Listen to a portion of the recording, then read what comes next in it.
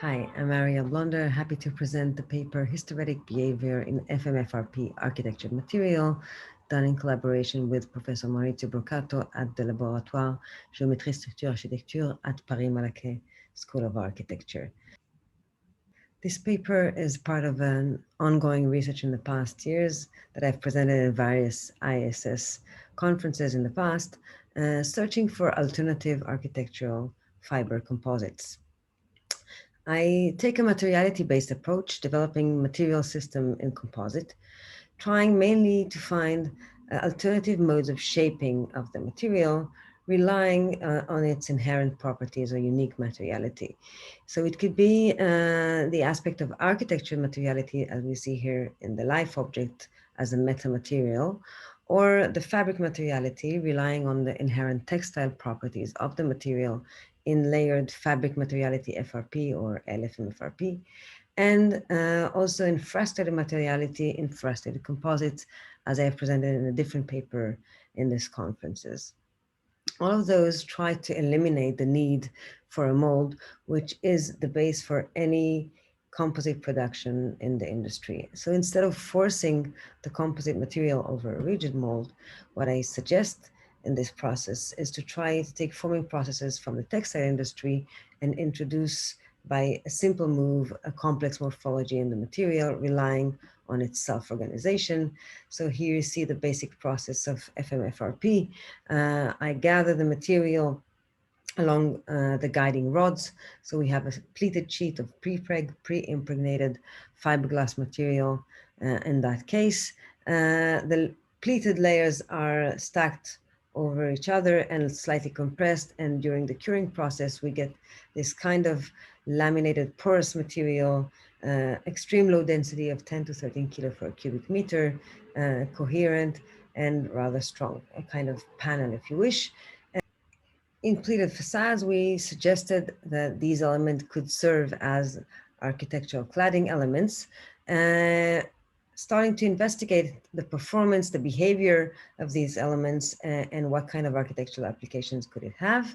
And we started with mechanical tests. Compression tests here that we see revealed a phenomena that was quite unique. After 75% of compression, when pressure was released, the material recovered almost fully to itself.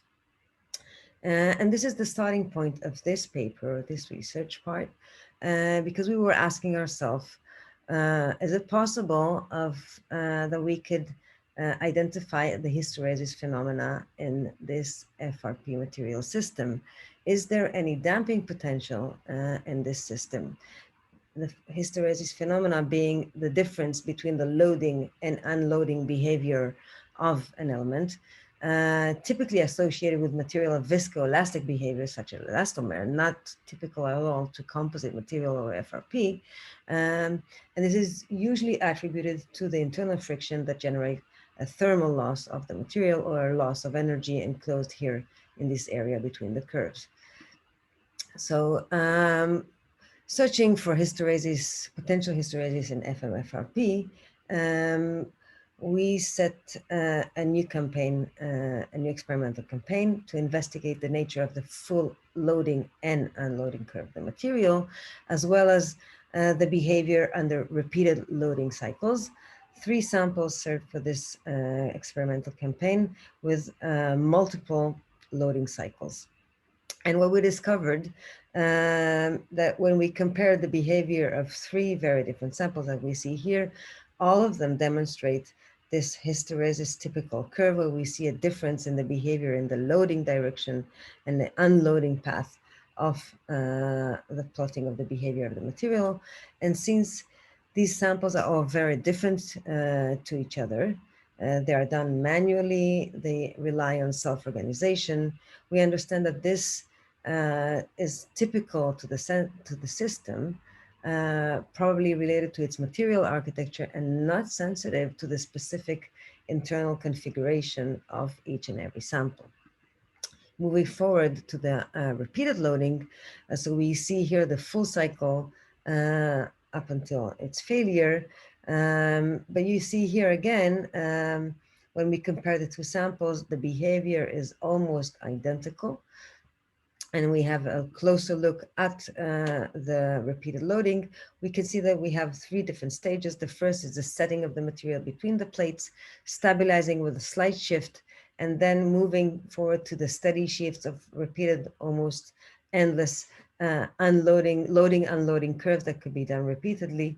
And we see that the shift is getting smaller and smaller, this shift of the curves, representing the irreversible plastic deformation that occurs in the material, vanishing to almost nothing and being negligible.